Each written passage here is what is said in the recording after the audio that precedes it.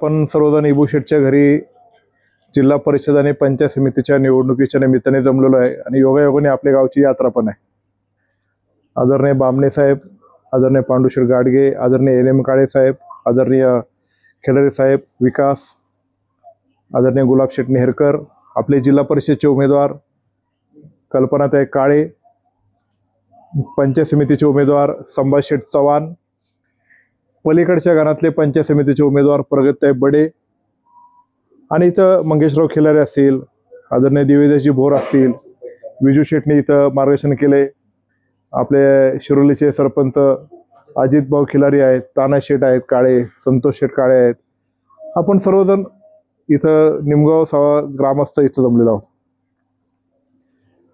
Ibu शेठने त्यांची भावना जी व्यक्त केली, एक प्रामाणिक राष्ट्रवादी काँग्रेस पक्षाचा जो कार्यकर्ता असतो या नात्याने त्यांची ती भावना व्यक्त केली आहे। पण तुमच्यासारखासाठी हा जरी प्रसंग असला तरी आपल्या पक्षावर एक खूप मोठा प्रसंग आलाय, तो आपल्या सगळ्यांवर आहे आणि माझ्यावर तो खूप मोठा आहे की दादा आपल्यामध्ये नाही। ही कल्पनाच आपण करू शकत नाही आणि ऐन निवडणुकीमध्ये असं घडल्यामुळं निवडणूक तर काय सोडून देता येणार नाही।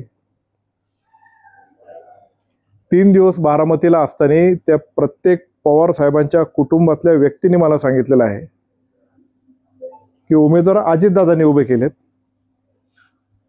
आणि तू जर एवढं दादांवर प्रेम करणार आहे किंवा ह्या सगळ्या गोष्टी आहेत तर दादांचे उमेदवार काय पुढे न्यायचे नाही का तुला?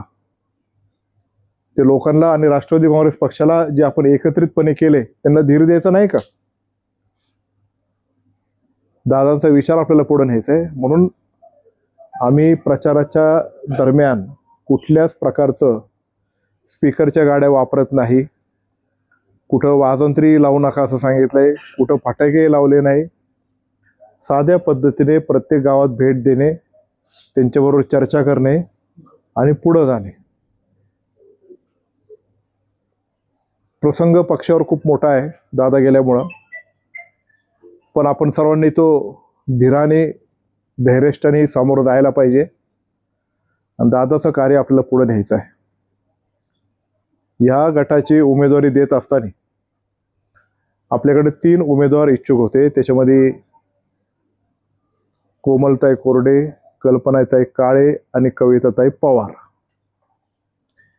या तिघांना उमेदवारी कोणाला द्यायची याचं ॲनालिसिस अजितदादा आणि पक्षश्रेष्ठी करत असताना, त्याचबरोबर शिवसेना उद्धव बाळासाहेब ठाकरे या पक्षाबरोबर आपली आघाडी होत असताना हा गट त्यांनी पण मागितला होता।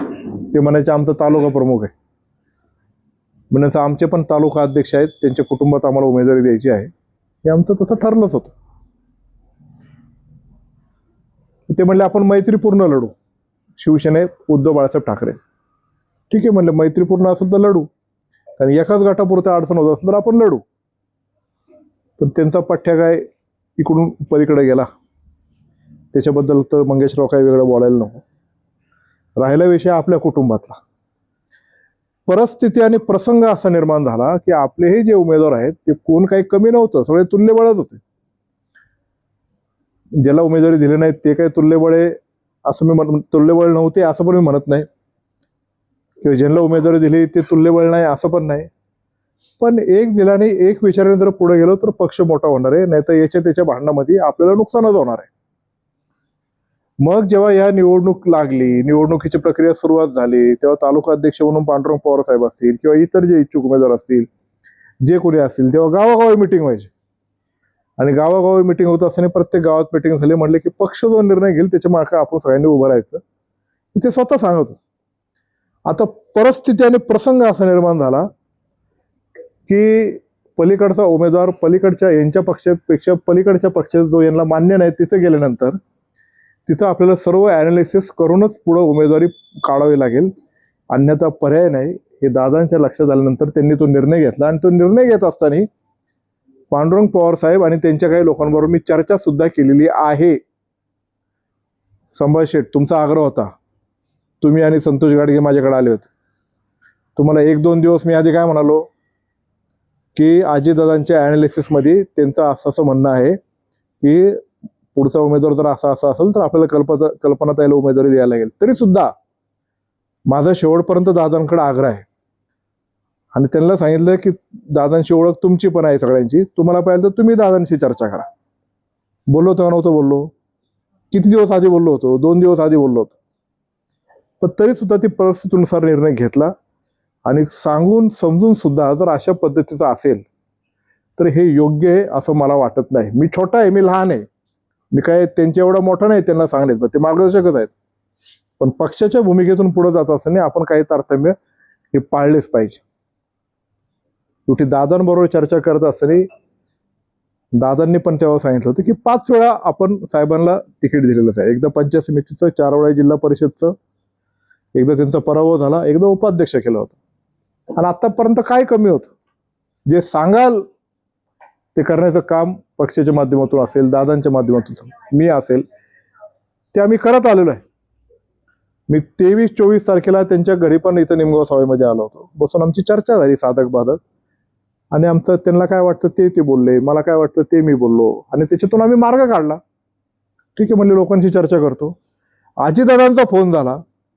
अजितदादांचा फोन झाल्यानंतर अजितदादांचं त्यांचं काय बोलणं झालं ते मला दादाने सांगितलं ना, की ठीक आहे आता आपण जरी उमेदवारी देऊ शकलो नाही तर पुढे आपण काय करू शकतो, कशा पद्धतीने कुठल्या पदावर घेऊ शकतो, काय करू शकतो, हे दादांचं त्यांचं बोलणं झालं. दादांना पण त्यांनी मान्यता सुद्धा दिली. फक्त लोकांशी चर्चा करून निर्णय घेतो असं एवढंच म्हणाले. नंतर 27 तारखेला महागारीच्या दिवशी सकाळी 10 वाजता वळसे पाटील साहेबांनी आम्हाला बोलून घेतलं. आम्ही तिथे गेलो. मी होतो, गुलाबशेठ नेरकर होते, संभाष शेठ होते, माजी सभापती शिवाजी शेठ होते, आणि स्वतः पांडुरंग पवार साहेब पण होते.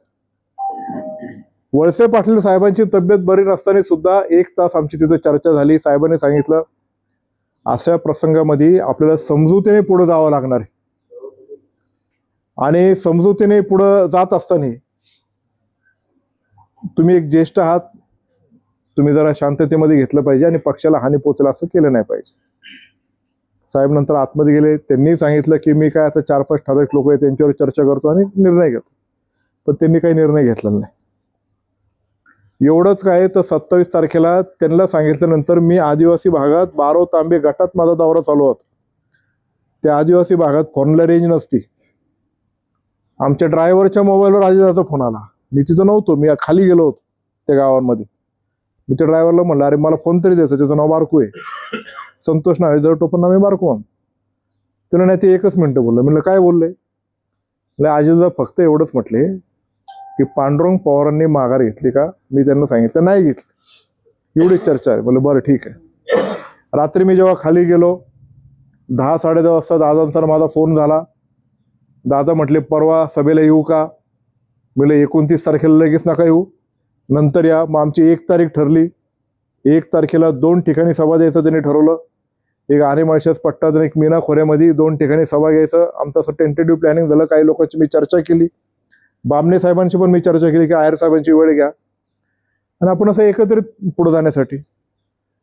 पण जे नव्हतं व्हायला पाहिजे तेच 28 तारखेला घडलं आणि माझ्या तर पायाखालची वाळू सरकली. मी फार एकदम अक्षरशः कोसळून गेलो. मी त्या दिवशी सावरगाव गटात दौऱ्याला होतो. सकाळचं पहिलंच गाव आमचं आर्वी, आणि तिथं अशी घटना घडल्यानंतर मी तिथून माझ्या घरी कसं आलो, तिथं मी काय काय केलं काय नाही हे माझ्या पण ध्यानात नाही. कोण लोक भेटून गेली ही पण माझ्या लक्षात नाही. ते नंतर मला कळाली की तिथं कोण कोण होती. मी नंतर ते व्हिडिओ पाहिले सगळे. आता ठीक आहे, आता परिस्थिती प्रसंगानुसार आपण पुढे जात असताना मी 3 दिवस बारामतीमध्ये होतो. बारामतीमध्ये मला सगळ्यांनी सांगितले, पवार साहेबांनी, सुप्रियाताईंनी, सगळ्यांनी सांगितले की हे जे उमेदवार दादाने उभे केले तुला तर पुढे जायला लागणार. आणि मग अजितदादाची जी अंतिम विनंती होती, अजितदादाचे जे अंतिम शब्द होते ते काही मानायचेच नाही का? माझी अजूनही आज विनंती आहे तुम्हाला सगळ्यांना, इबूशेट तुम्हाला असेल, विजयराव तुम्ही अजूनही चर्चा करा, बोला. ही घटना घडल्यानंतर पण काही लोक जाऊन साहेबांना, पवार साहेबांना भेटून आले, पांडुरंग पवारांना, की आता अशा परिस्थितीमध्ये तुमचं असं करणं हे योग्य राहणार नाही. हे प्रसार माध्यमांचे 2 पत्रकार इथं आलेत. तुमच्या माध्यमातून पण मला त्यांना ही जाहीर विनंतीच असणार आहे की दादांचा जो उमेदवार आहे त्यांना पाठिंबा द्या. अजूनही काही वेळ गेलेली नाही. माघारी घ्या आणि आपलं जे राष्ट्रवादीचं कुटुंब आहे, जे परिवार आहे, ते एकत्रित एक दिलाने विचार करून पुढे चाललं पाहिजे. ठीक आहे, ऐकलं पाहिजे, हे आमचं मत आहे, आमची रिक्वेस्ट आहे. पण जर नाहीच ऐकलं तर पुढे जाणं हे क्रमप्राप्तच. आणि त्यातून जर पक्षाच्या उमेदवाराला नुकसान होत असेल, पक्षाच्या याला काय साध्य काय होणार याच्यातून? असं नाही चालणार. आम्ही एवढा जीव तळतळून करतोय, ठीक आहे, माझा निवडणुकीला पराभव झाला, आम्ही काय थांबलो का? नाही थांबलो. कारण पक्ष आहे.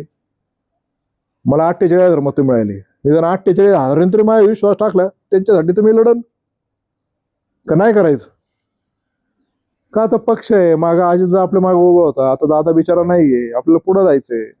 तेव्हाची परिस्थिती वेगळी होती, जेव्हा 2 राष्ट्रवादी झाल्या. काही आपलीतली मंडळी पलीकडे होती, म्हणून मी त्यांच्या डूक धरायचं असलं का? नाही. आपण इथं जन्माला आलोय, एक दिवस जाणार आहे. आयुष्य कसं जगायचं आपण ठरायचं. तो प्रसंग वाचा, तो गेला निघून. आता आपण एक झालेलो आहे. एक होऊन पुढे गेले. कल्पनाताईला मत, संभाजी शेठला मत, म्हणजेच अतुल बेनकेला मत आहे मी असं समजेल, म्हणजेच अजितदादाला मत आहे मी असं समजेल. म्हणून आपल्याला किती प्रसंग आला, किती दडपण आला, किती काही जरी वाईट वाटलं, तर ही जे काही कामं गावात परिसरात सगळीकडे जे होतात, 308 कोटी रुपयाचा रस्ता, हे साधी बाब आहे. अतुल बेनके नाही केली, पांडुरंग पवारांनी पण नाही केली, हे अजितदादांनी केलेली आहे. आणि अजितदादा आपल्यात नाही, अजितदादाचा उमेदवार जो उभा असेल आणि त्याच्या मागे जर आपण उभं राहत नसेल, तर आपण काय कृतज्ञ म्हणायचं का कृतज्ञ म्हणायचं? असं चालणार नाही. ठीक आहे, परिस्थिती येतात, प्रसंग येतात. तुम्हाला आजपर्यंत त्यांच्यावर संसार केलाय, पुढे एका दिवशी करायला लागणार आहे. पण हा निवडणुकीचा काळ तुम्हाला ते हे पाळावंच लागणार आहे. जे काय आपण राष्ट्रवादी काँग्रेस पक्षाची घड्याची साथ ही लाभली, ती आपल्याला सोडता येणार नाही, तोडता येणार नाही आणि पुढे चालत राहणार आहे. बरं, आता बऱ्याचशा गोष्टी माझ्या कानावर आल्यात की त्यांनी पदाचा राजीनामा दिलाय म्हणले. मागे राष्ट्रवादी, आज आहे राष्ट्रवादी, उद्या राष्ट्रवादी. नाही चालणार, असं चालणार नाही. काही ठिकाणी माझ्या वतीने श्रद्धांजली वाहतात, वळसे पाटलांच्या विरोधात राहतात. तुम्ही जर वळसे पाटलांचं आमचंच ऐकत नसेल तर कशाला आमच्या वतीने वाहता? असं नाही चालणार. राष्ट्रवादी म्हणजे राष्ट्रवादीच, काही संभ्रम करायची काही गरज नाही. राष्ट्रवादीचा उमेदवार कल्पनाताई काळे, संभाजी शेठ चव्हाण आणि प्रगतताई बडे. ह्या गटात तुम्ही सगळेजण जीवाभावाची जी माणसं आहेत आजपर्यंत राहिली. जरी एखादा माणूस वेगळ्या मार्गाने जरी गेला असला तरी आपण सर्वांनी त्याच्या प्रती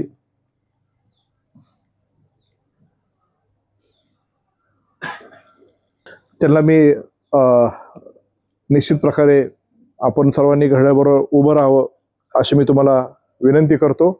आणि मी आज इथं जे इबू शेठच्या घरी आलो, हे काही पहिल्यांदा आलेलं नाही, मी अनेक वेळा आलेलो आहे. आणि हे घर कायम बेनके परिवार, वळसे पाटील परिवार, घड्याळाच्या आणि राष्ट्रवादी काँग्रेस पक्षाच्या पाठीमागं कायम राहिलेलं आहे आणि ते पुढं राहील. ठीक आहे, त्यांचा प्रसंग त्यांनी प्रामाणिकपणे बोलून दाखवला, तर त्याच्यात काय त्यांच्या आपल्यात किंवा राष्ट्रवादी पक्षात आणि त्यांच्यात काय अंतर पडेल असं मला वाटत नाही. आणि ते निश्चित प्रकारे आपल्यावर राहतील हा माझा विश्वास आहे. आणि त्याचबरोबर आत्ताच्या प्रसंगाला निवडणूक काय माझी नाही, पण मी उभा नाही आहे, पण उमेदवार जे उभे आहेत ते अतुल बेनके म्हणून उभे आहेत, एवढं लक्षात ठेवा. जे माझ्या ह्या प्रसंगाला माझ्यावर आहेत, जे माझी साथ देतील, त्यांच्यात आणि माझ्यात मी कधीही कुठल्याच प्रकारचं अंतर पडून देणार नाही, एवढं मात्र निश्चित प्रकारे तुम्हाला सांगतो.